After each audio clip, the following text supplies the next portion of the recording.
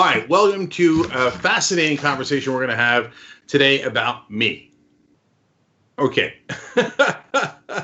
Seriously, I did a tweet the other day that apparently upset some folks. I believe I got ratioed. I believe that's what the cool kids call it. And so it was an attack upon the Republicans, but I was mainly met with liberal critics and progressive critics and every kind of critic you could imagine. So I brought on a couple of folks here to also yell at me that are Young Turks contributors, Maytha Alhassen and Adrienne Lawrence. Adrienne actually tweeted about it too. We're going to get to them in a second. First, let me give you the context. Here's the outrageous tweet by me, which everybody's asking for me to apologize for, which I definitely will not. So the tweet is, if we had a Democrat with balls when we take over, they'd cut off funding to red states and make them beg for their handout. Almost all of them are average, miserable failures who on average take more from the federal government and are miserable failures led by Republicans was the gist of that. And as you can see, I'm responding to Donald Trump. Let's leave it up for one more second, because here's the original tweet by Trump that I was responding to. Well-run states should not be bailing out poorly run states using coronavirus as the excuse. The elimination of sanctuary cities, payroll taxes, and perhaps capital gains taxes must be put on the table. Also, lawsuit indemnification and business deductions for restaurants and entertainment. So Trump is backing up McConnell there and saying the blue states are asking for bailouts here during coronavirus because they're hardest hit. We don't want to give it to them because they have Democratic governors. And so instead, I want capital gains tax cuts for the richest people in the country, and I want to punish the blue states. So I don't believe in that. I believe that we should fight fire with fire. Now, obviously, we're going to give nuance to that statement, and that's the whole point of this conversation, because Twitter's not great at nuance, so we thought we'd have a more fulsome one. All right. Now, let me read Emma and Adrienne's tweets and then bring Adrienne in to speak for herself. So Emma wrote in, and this is a TYT contributor, and that's how we roll here. We are allowed to disagree. She wrote in, punish the state's Republican leaders by publicly shaming them. Don't cut off funds for poor people in red states who need the government assistance. Their social safety net is already threadbare as it is. And even strategically, this would be weaponized mercilessly by the right. I actually don't care about that. I'll get to that in a second. And then Adrienne, who has the best Twitter handle ever, Your Huckleberry, writes about Emma's tweet, agreed, 7 of the 10 states with the highest percentage of black citizens run red, despite blacks predominantly voting blue. Punishing the people in those states by withholding funds would do little more than further harm the disenfranchised. Okay, so lots to discuss there. Adrienne, you go first. Go. Well, so as I had mentioned, just let's focus really kind of on the substance of that in terms of taking away funding for those red states, is that the people who are disenfranchised and hurt the most are generally people of color, largely black people in the red states who they've really, truly not had a fair shot, as we've seen, recently in Georgia and a number of places where they can vote for their electorate. And it's just extremely disappointing that our system does not work in order to support individuals who are of color, largely black people.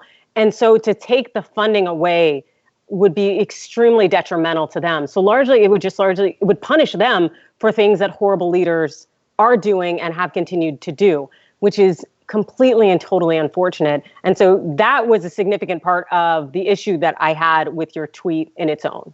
Yeah. So now here's the irony of that. Of course you're right. And in a follow-up tweet, I explained, look, guys, at the end of the day, are we going to do likewise? And are we actually going to punish the citizens of the red states? Of course not, right? But we have to solve this problem of the Republicans constantly taking hostages and then saying, well, what are you going to do about it? And Democrats sit there and cry. They go, oh, don't do that. And then they never fight back. They don't fight back rhetorically. They don't fight back politically. And then they get run over. So when there's a Republican in charge, they do punish the blue states. They do. Trump's doing it right now, right? The Democrats gets in charge. He goes, oh, I promise I'll never do anything to the red states. Oh, beloved Republican governors. And they don't do anything. They don't fight back at all. So, guys, let me put it to you, right? So, look, I know that if you, you know, if you say, I'm not actually going to do it, and then you threaten it, it takes the power away a little bit from your threat, obviously, right? But they know that we're softies. They know we're not going to actually punish the citizens, right? So how in the world do we fight back against Republicans? And one of my theses is at least, for God's sake, rhetorically fight back. Otherwise, all we ever do is complain and get steamrolled. And I don't necessarily think that your argument is bad in its own in terms of let's fight back the way they want to fight back. It's just, I guess, concern about who is that really going to impact. But we in order to go really with your point, we saw that really happen with the highway systems in terms of federal funding for each state when some people or some states didn't want to increase the drinking age to 21. It was the threat of withholding those federal funds. And my God, everybody's now having a 21 drinking limit. And so there's no problem with that. And so I think it would be good if we could do that, if we had a full functioning federal government that said, if you don't do this, we're going to do that. But the thing is, we don't. This administration, it's ashy trash. And we just see this today in terms of justice completely flying out the window and Trump making these wonderful opportunities for his nemesis, I wouldn't say his nemesis as much as our nemesis and justice's nemesis to really just get off the hook. So I think it would really work, but in the system in which we work within, it's not. The Democrats are never, ever, ever, ever fight back. So no one actually knows the truth. The reality is the red states take more from the federal government and the blue states give more to the federal government. So here, let me give you an example. Bottom five, as usual, they're bottom five in almost all categories, the red states are, because they've been run by Republicans for decades. So, of course, look, the one part of it, and it's not just rhetorical flourish, it's absolutely true, is that the red states, en masse, on average, are miserable failures because they're run by Republicans. So Mississippi received $2.13 for every dollar they gave to the federal government. So they took in a lot more than they gave. West Virginia got $2.07. Kentucky got $1.90. South Carolina got $1.71. So how about California? 96 cents, meaning that means they give more than they take back from the government. Massachusetts, 83 cents. Connecticut, 82 cents. New York, 81 cents. New Jersey, where I'm originally from, 74 cents. So red states, I guess you're welcome because you're living off of us. So now, Maytha, when you say it politely, no one pays attention. No one knows those facts. Everybody just hears the Republicans barking. So I flip it on them and I say they're welfare queens. Now I get pushback saying, oh, no, Cenk, you're being impolite. All right. I know that they're saying more than impolite. Your PhD is in American studies and ethnicity. So go ahead. Tell me what's wrong.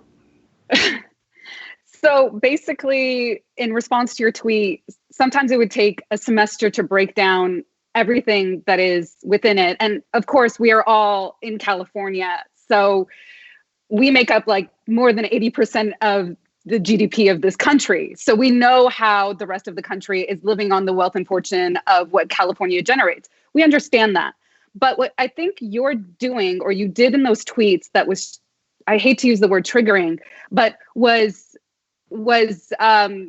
dredging up a certain racist, misogynistic, classist rhetoric within this country's history, is that there was a conflation of something called the culture wars and what you're saying in terms of political strategy.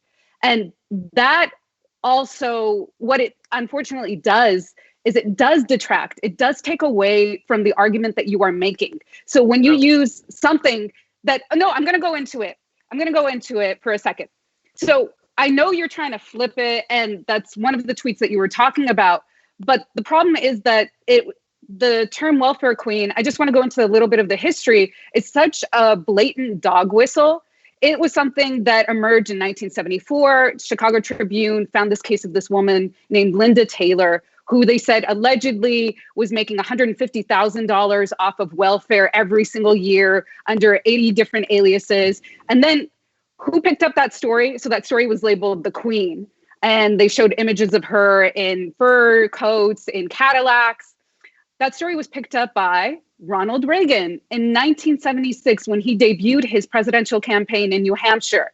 That audience in New Hampshire is, as we've discovered, pretty white, and the economic disparity isn't as rampant as in different states. So he tried to use this story. He didn't even use the term welfare queen because he didn't need to. It was already embedded in the psychological consciousness of people who have a repugnance for poor people in America and a repugnance for poor Black mothers. And this is a longer history too that doesn't even start in 1970s. It goes further back in the way that Black women were derided, were silenced, were marginalized for allegedly cheating a system that implicated them as criminals from jump. And I think so. I just want to just say one more thing, which is that to feed into this dog whistle, even if we try to flip it, is still perpetuating this narrative system that believes or imagines, when they hear that word, the criminalization of Black people, and also thinks about the undeservingness of poor people at the same time. Yeah. And of course, all those categories intersect. And I think what you're hitting at the heart of is not just Black single mothers, but this part of free market fundamentalism that is obsessed with how poor people are cheating the system. Yeah. And to say that the red states are the ones cheating the system, we all know, and we've said this extensively on the Young Turks, that it is corporations, it is CEOs, it is these capitalist cronies that are in it with this kleptocracy that are cheating the system. And, you know, Robert Reich, who was a secretary during Clinton, he's had this amazing tweet about Monty Bennett, who got $96 billion in federal bailouts for his hotel empire. And lo and behold, he gave $50,000 to the Trump reelection committee. So where is our fight back? It's to fight back against that system. And So look, on all the facts, you're absolutely right. And I'm perfectly aware of that history. I'll add to it. Reagan also, the 76 election you're referring to, obviously he lost the primary, but in 80 he came back and won. And he launched his candidacy in Philadelphia, Mississippi, a town that has no significance other than the killing of civil rights workers in that town. And he did not call it out as something to be, derided. He seemed to have gone there to celebrate it. So Reagan fully embraced racist ideology, so did the Republican Party. It was called the Southern Strategy. They definitely put welfare queen out there. It was definitely racist. So the reason I flip it on him is because everybody knows welfare queen. And so when we say kleptocracy, I got to be honest with you, we lose 98% of Americans. They don't know what that means, okay? They know what welfare queen means, or they think they know what it means. And so when I flip it and I say, wait a minute, if we're talking about handouts, because you just said the blue states take handouts, well, that's a lie. I've now got your attention when I use the word welfare queen. And now let's talk about, well, the red states do take handouts. And as progressives, look, we're not against the poor. We're for the poor and the middle class. So Kentucky, if you want to say to us, we need your mercy, we will give you that mercy. But I need you to say it, because I can't have you going around pretending you're better than us and that we take money from you. I can't have your elected representatives shaming people in blue states as we finance you in the red states. So let's have a real conversation about what's happening in America. No. If I can just jump in really quick, I completely understand with what you were saying. But because I've been exposed to you and I know you, I did not see that as necessarily problematic in what you said about using the term welfare queen. But the thing is, you don't necessarily have the cachet to use that term in a public setting and for people not to assume that it is coming from a racist vantage point. Yes. You know, you're a former hardcore Republican. You've said a lot of things that upset a lot of people, and they don't necessarily know that you are not using it as a weaponized term. And I do think that if you had explained, hey, you Republicans use this as a welfare clean, but you are truly that, kind of, I think that could have gone a long way. But otherwise, I do think a lot of people are launching at you and coming at you that way because you don't have that cachet built up where they know 150% that you are not using it in a derogatory fashion toward people of color and especially women of color. Yes. So somebody like Dream Hampton, who did Surviving R. Kelly, she famously talked about Mike Ilitch, he now passed away, owned Red Wings, other sports teams. She called him a welfare queen because he was in cahoots with the governor of Michigan and got contracts. She is a Black woman who is positioned in a way that it makes sense that she's flipping the terminology. And again, like, context matters. And also the use of culture wars language matters because it's had such devastating effects when it comes from people who are not from that group.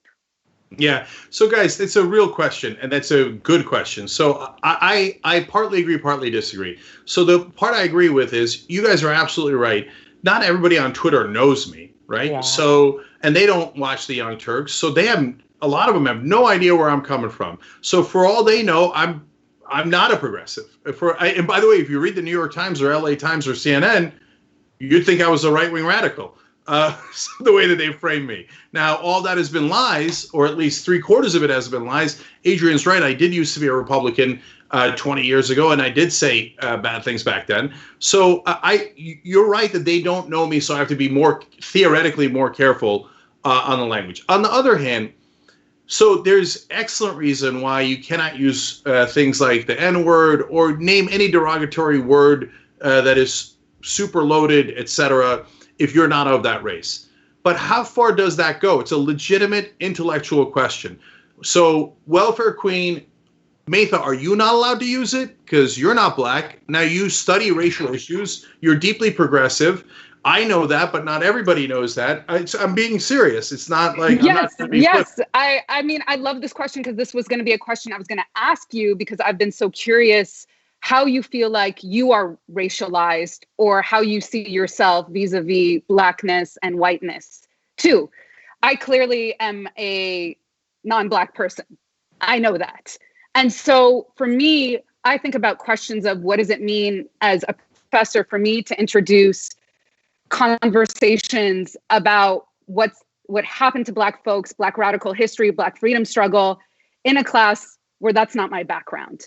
And what I do is I try to contextualize that for my students, because otherwise, again, and this is Adrienne's point, what does it mean to add context to your arguments? It means that you are disrupting the kind of culture wars conversation that emerges in reaction to not knowing context. And again, we know Twitter is not nuanced. Twitter is a place that added a thread. And so now we think we have a little bit more expanded conversations between each other, but we don't know how you see yourself racially and vis-a-vis how other folks have racialized you either. And I think that's an important part of the conversation that we rarely have on television.